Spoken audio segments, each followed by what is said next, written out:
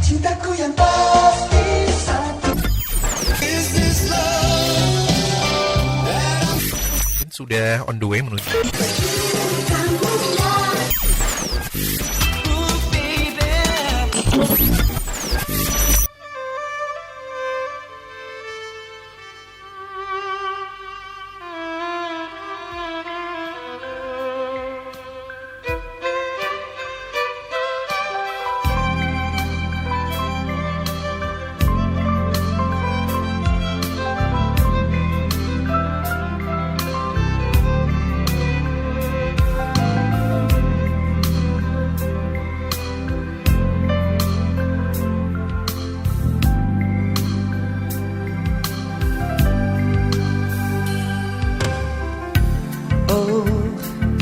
Kedalaman tidurmu,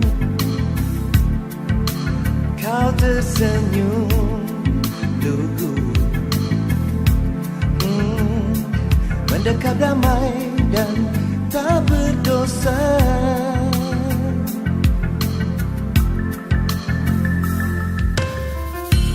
Ku belai gelombang rambutmu,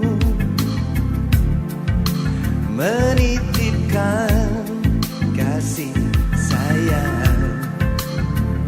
Semoga berlimpah ruah bahagia, kita renggut bersama. Tidurlah tidur bidadari kecilku, setelah lelah kau bermain.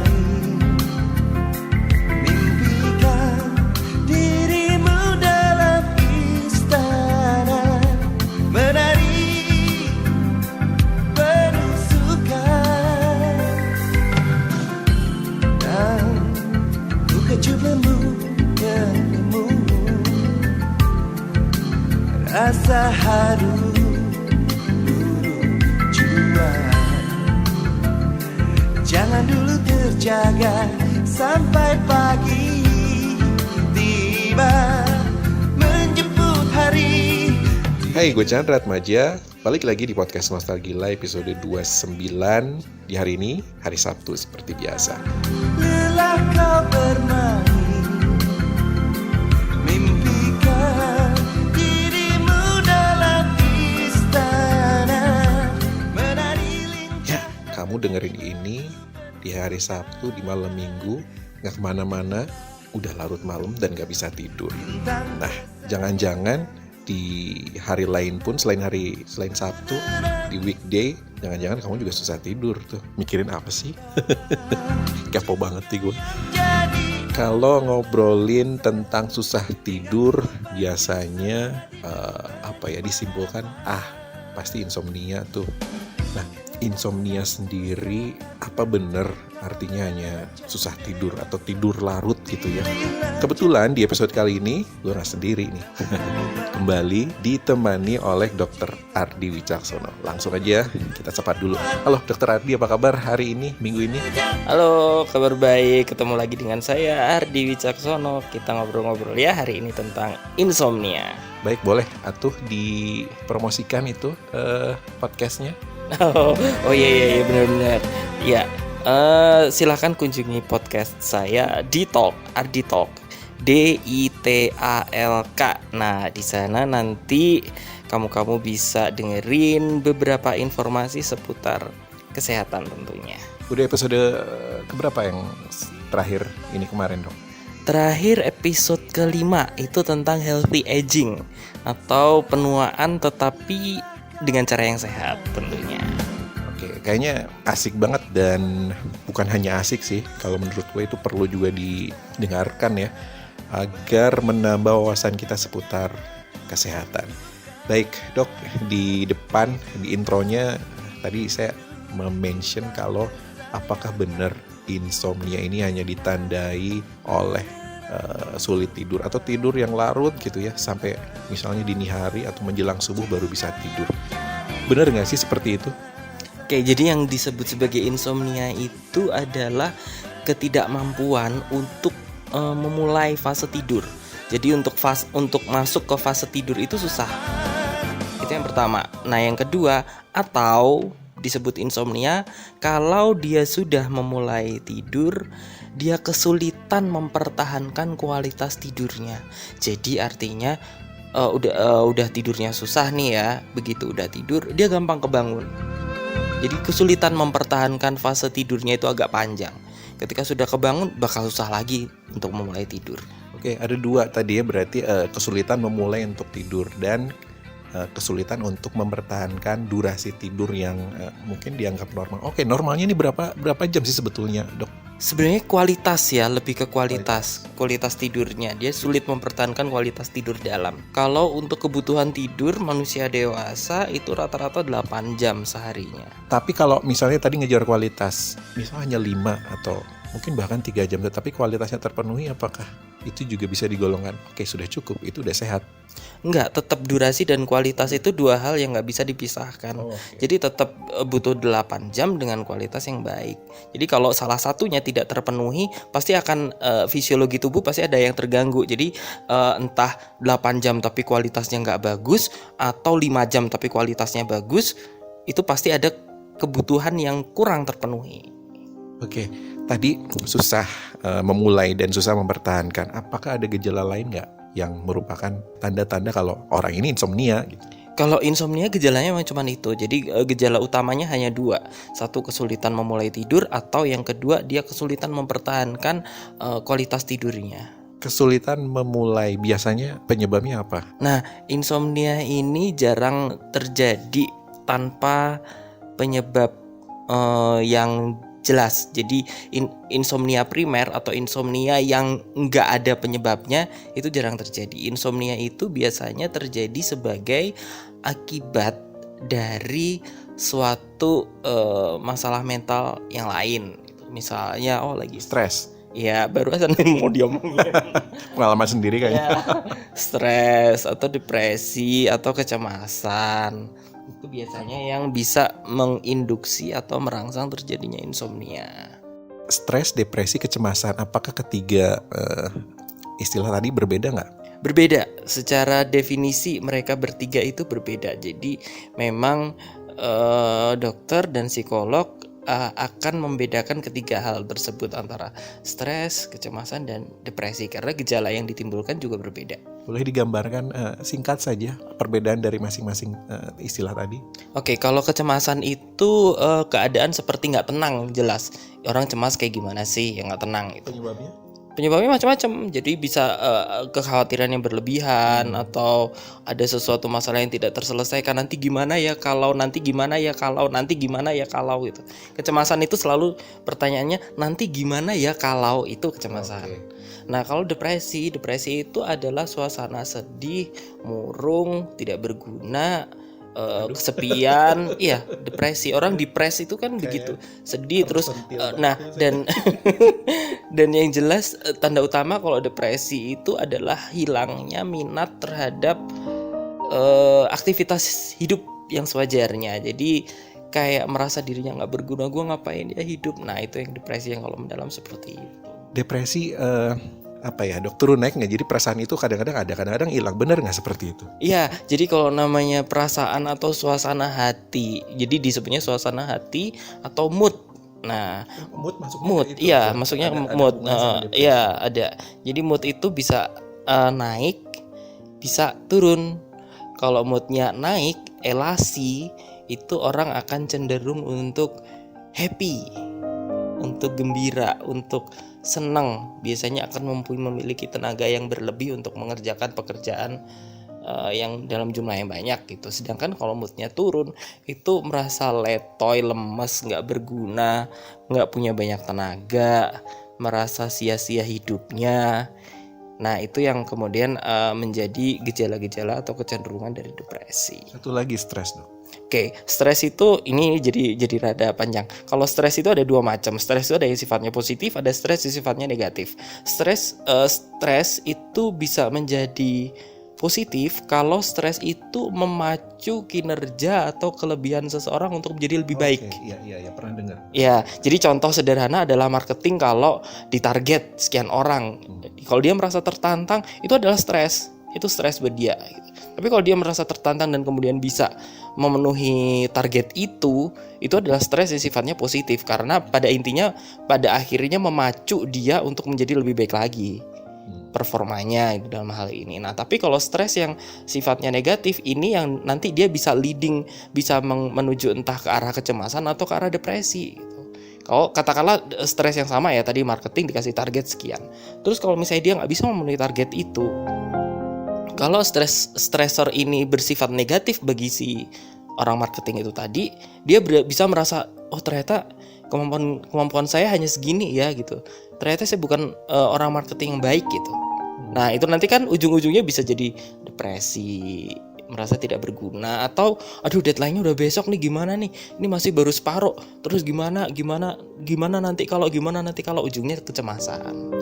Ini kalau dirunut penyebab dari insomnia kok jadi panjang ya, Dok? Oh iya panjang macam-macam, dan bukan hanya itu sebenarnya, masih ada itu kan yang penyebab paling umum. Ada juga penyebab organik atau penyebab fisik gitu, misalnya dengan penyakit-penyakit tertentu atau konsumsi obat-obatan atau bahan makanan tertentu yang membuat seseorang menjadi insomnia. Baik, tahan dulu, Dok. Kita lepas dulu ketegangan biar nggak stres.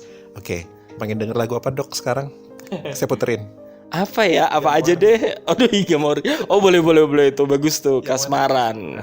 Oke, ini dia. Kita langsung nikmati.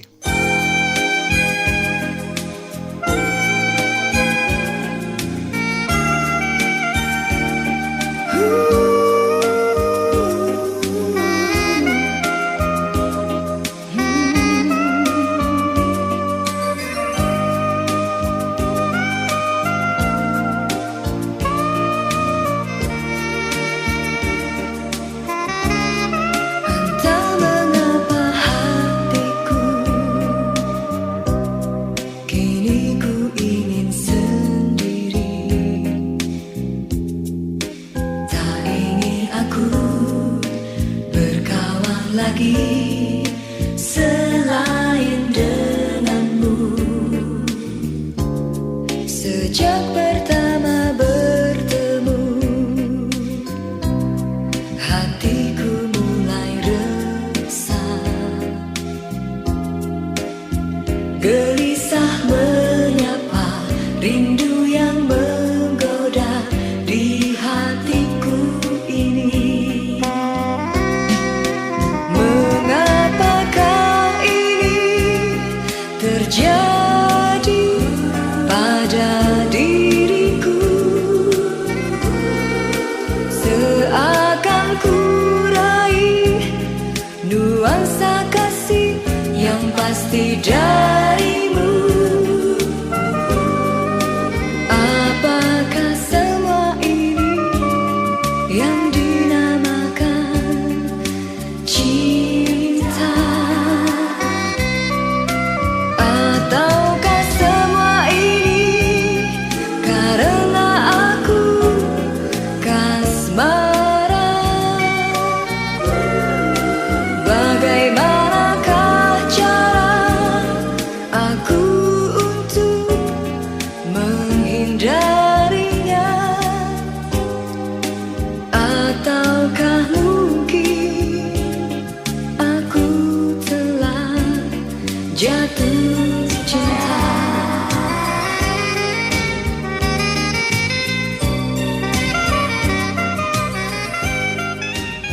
Baik, barusan kita nikmatin lagu favoritnya Dr. Ardi Wicaksono, dan kita masih di podcast Nostalgia di episode 29 masih bersama Dr. Ardi Wicaksono. Gimana tadi lagunya, Dok? Asik kan? Mengingatkan masa muda kali Iya ya? betul, bring back old memories. Baik, kita kembali ke topik. Dok, tadi sempat di-mention kalau insomnia juga bisa disebabkan oleh gangguan fisik ya? Ya, penyakit-penyakit fisik tertentu bisa. Apa aja itu? Paling sederhana misalnya yang banyak dijumpai orang. Ini sebenarnya nggak ngaruh secara langsung ya, tapi misalnya orang dengan diabetes mellitus kencing manis, dia akan cenderung untuk gampang buang air kecil, ya kan? Nah terus jadi ketika dia baru tidur sebentar, udah kebangun karena kebelet pipis. Baru tidur sebentar kebangun kebelet pipis, gitu. Ujung-ujungnya jadi susah tidurnya. Itu yang paling sederhana. Atau orang-orang dengan gangguan nyeri yang menetap. Jadi contohnya nyeri punggung bawah, itu itu encok rematik itu biasanya kadang orang jadi Teman aduh kita. kayak jadi susah tidur karena nyeri kan gitu. Nah itu insomnianya sekunder karena sesuatu penyakit yang membuat tubuhnya merasa tidak nyaman. Jadi insomnia itu bisa kebanyakan itu adalah dampak dari kecemasan dan juga sakit yang diderita dong. Ya, kebanyakan seperti itu dong penyebabnya. Betul. Jadi makanya kejadian insomnia primer itu jarang, yang memang nggak diketahui apa sebabnya itu jarang.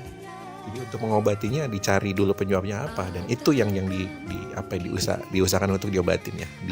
Bukan diperbaiki apa sih kalau? Iya, jadi memang dicari sebabnya apa, kemudian keduanya dilakukan treatment secara komprehensif. Jadi sebabnya apa, gejalanya insomnia juga diselesaikan. Oke, insomnia sudah jelas tidak baik buat tubuh karena mengurangi kualitas dan juga kuantitas dari tidur kita.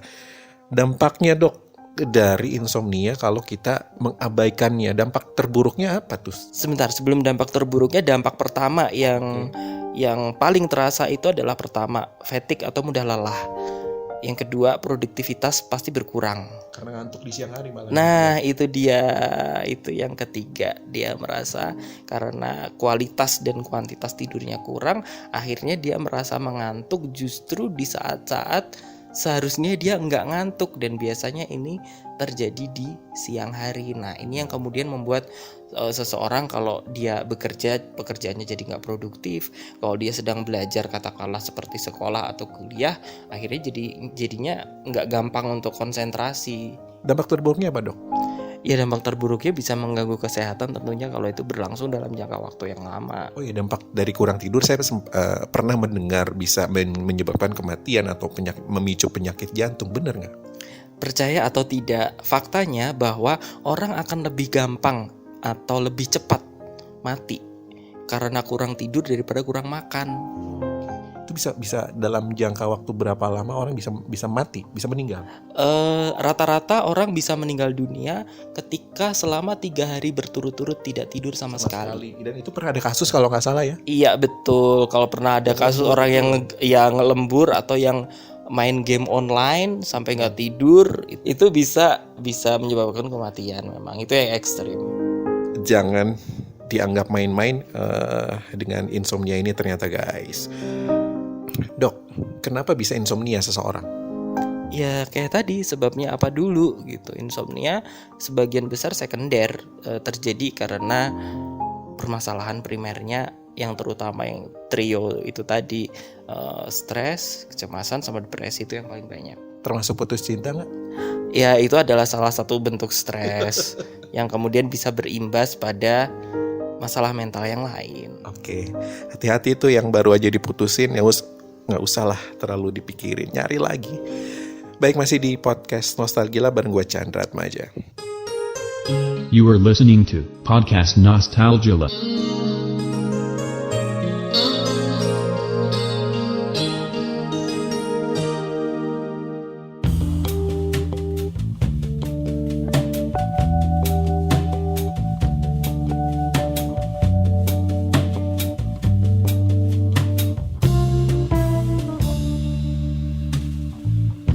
Adinda, dengarkanlah satu tutur kataku sebelum kau terlelap. Ku harap kau lepaskan sejenak riak lakunya sebelum kau terlelap. Lagu ini halus hati timbang skala sedihmu, sebagai suatu redam perih, sebagai sampul diriku. Adinda sayang, jangan kau relakan dirinya berdiri Baik, masih di podcast Nostalgila. Terakhir dok, bagaimana cara mengatasi insomnia? Ini harus seperti apa pengobatannya? Apakah ke psikolog kalau memang dia terkena depresi? Oke, yang bisa dilakukan sendiri nih ya. Yang pertama yang bisa dilakukan sendiri untuk insomnia itu namanya sleep hygiene atau higiene tidur. Jadi namanya hygiene itu tidak melulu tentang kebersihan, cuci tangan sebelum makan atau yang lain, tapi ada juga yang namanya sleep hygiene. Sleep hygiene itu ada banyak nih poinnya nih. Saya punya catatan ada 10 poin untuk sleep hygiene. Banyak ya. Oke. Yang pertama adalah bangun pada waktu yang sama setiap hari. Nah, jadi tidur itu sebenarnya adalah masalah kebiasaan. Jadi kalau misalnya dibiasakan disiplin bangun pagi jam berapa, nanti jam biologis tubuh itu akan menempatkan porsi tidur itu pada jam-jam yang tetap. Dan ini mengurangi resiko dari insomnia.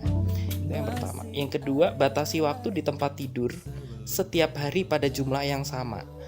Nah, pada intinya adalah tidur itu ya udah di tempat tidur. Jadi aktivitas jangan jangan di kasur. Jadi kalau tempat tidur ya gunakan untuk tidur, jangan digunakan untuk misalnya kerja gitu. Jadi ya gunakan hanya untuk tidur. Yang ketiga, kalau misalnya insomnia ini terjadi karena obat-obatan tertentu, silakan dikonsultasikan pada dokter yang memberikan obat. Atau kalau misalnya insomnia ini terjadi karena stimulan. Stimulan itu contohnya yang paling sering penyebab insomnia adalah kafein.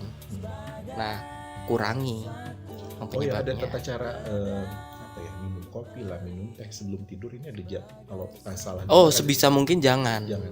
Berapa jam sebelum? Enggak, tidur? jangan sama sekali. Enggak, jangan. Untuk individu-individu yang sensitif, kafein itu dia akan berperan sebagai stimulan atau perangsang otak yang sangat kuat. Tetapi buat orang-orang yang lain yang sama sekali nggak sensitif terhadap kafein seperti saya gitu ya, sebelum tidur minum kopi, habis itu tidur aja gitu. Misalnya mereka yang ngaku dirinya pelor itu dia nggak sensitif terhadap kafein. Nah, oke. Berikutnya adalah hindari tidur sekejap di siang hari. Jadi tidur ayam gitu. Jadi kalau mau tidur ya udah tidur sekejap, jadi tidur ayam gitu misalnya di kantor. Oke. Kecuali kalau itu membantu orang untuk mudah tidur di malam harinya. Gitu. Tapi kalau enggak ya udah jangan. Biar nanti ketika malam ngantuk ya udah tidur. Nah, selanjutnya adalah jaga kebugaran fisik. Jadi rajin olahraga. Nah, kebugaran ini memang sangat berpengaruh terhadap kualitas tidur. Orang semakin bugar, kualitas tidurnya akan semakin baik. Kenapa? Hal ini terjadi karena peredaran darah itu lancar. Kembali ke situ ya. Jadi kebugaran fisik akan berujung pada kualitas tidur yang baik. Selanjutnya yang keenam adalah hindari stimulasi di malam hari. Stimulasi ini bisa berupa apa saja. Misalnya nonton TV di tempat tidur. Nah, itu a big no-no. Nah, ini yang baru mau saya bilang, gadget yang kedua. Milenial zaman sekarang nih ya. Jadi kalau misalnya memang dia kena insomnia, matiin gadgetnya. Jadi atau jauhkan deh. Sebisa mungkin jangan pegang gadget. Tuh. Dengerin tuh. Nah, terus kemudian selanjutnya bisa juga dicoba itu adalah dengan berendam air yang hangat atau cenderung untuk panas. Berendam sebadan badan atau kaki atau gimana? Sebadan badan. Ya kurang lebih 20 menit. Jadi untuk meningkatkan temperatur tubuh itu. Nanti kalau lebih hangat akan lebih mudah tidurnya. Oke. Selanjutnya ini sebenarnya sudah pernah saya bahas. Nanti silakan ditengok ya podcast saya. Oke, nanti saya promosikan lagi di akhir. Yaitu adalah makan pada waktu yang teratur setiap hari. Jadi hindari makan besar sebelum tidur. Nah, kenapa? Kalau ada load karbohidrat terutama ya, makan besar sebelum tidur, itu tubuh akan berkonsentrasi untuk mengunyah dan mencerna zat-zat gizi itu. gitu. Dan itu akan membuat Mengganggu. kita terjaga ya. Iya, itu justru akan bikin kita terjaga. Yang ke-9, ini yang bagus nih sebenarnya. Lakukan rutinitas relaksasi malam. Relaksasi malam ini sebenarnya yang paling bagus adalah Meditasi pinter. Betul, meditasi. atau mungkin sholat tahajud.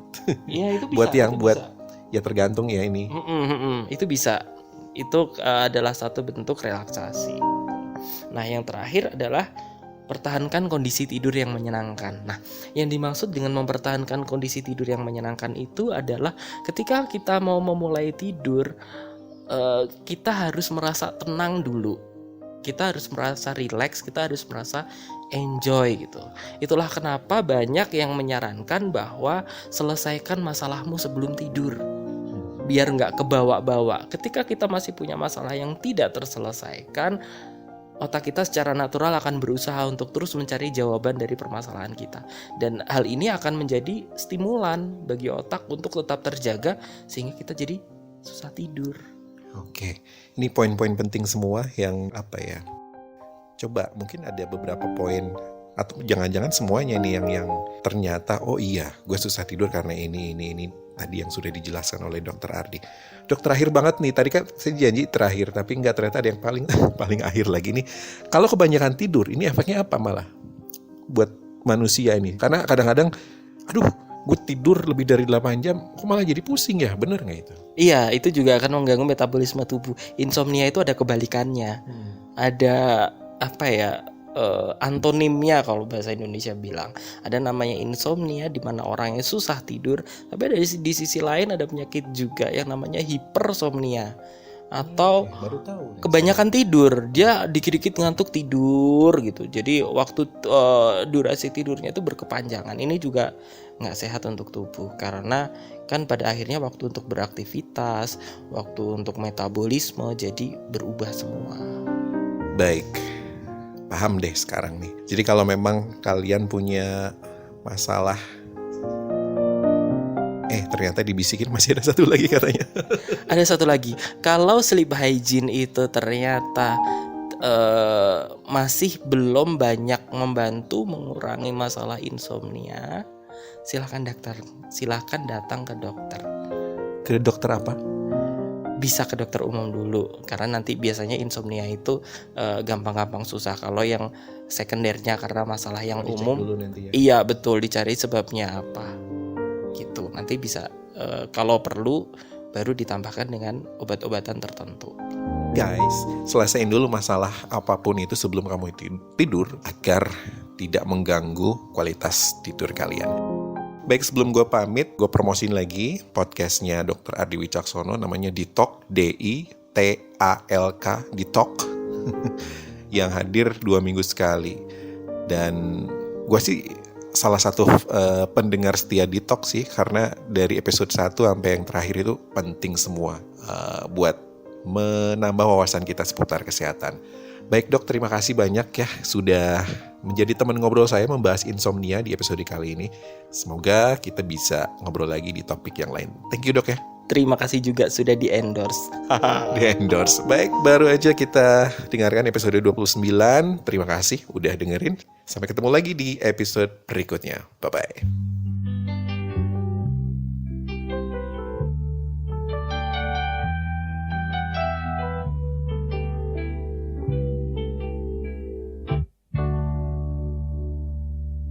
Mentari pagi bersinar terang, ku terbangun dari tidurku, ku tatap alam semesta, langkahku kian pasti. Di dalam anganku berkunyah, mungkinkah kan datang ceria seperti dalam hayalku yang selalu ku damba.